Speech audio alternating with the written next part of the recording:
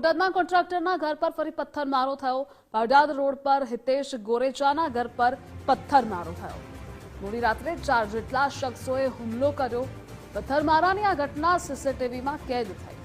પોલીસે રજૂઆત છતાં પગલાં ન લેવાનો પરિવારનો આરોપ છે। અગાઉ 20 નવેમ્બરે પથ્થરમારો થતા પોલીસ ફરિયાદ નોંધાઈ હતી।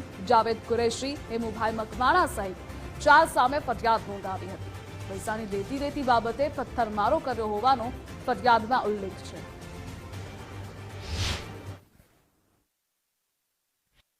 એકદમ સવા બે પથ્થરમારો, પાઇપ અને કેમેરા તોડી નાખ્યા અને અમારા ઘરના બધા કાચ તોડી નાખ્યા। અને સૂતા હતા, પલંગ ઉપર પથ્થર આવ્યો।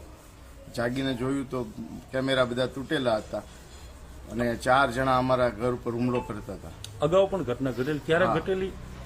19 તારીખે ઘટના ઘટેલી હતી। તે સમયે ફરિયાદ દાખલ ત્યારે કરેલી? આ 5મી ફરિયાદ હું કરવા જઈ રહ્યો છું।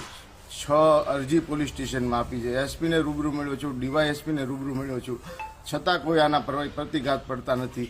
અને આ લોકોને 1 જણાની ધરપકડ કરી હતી। મેં 4 લોકોની ફરિયાદ લખાવેલી છે અને જામીન ઉપર એને છોડી દીધો। કાલે ફરી એને 4 જણાએ મારા ઘર ઉપર હુમલો કર્યો છે। એના સીસીટીવી ફૂટેજ મારી પાસે બધા રેડી છે।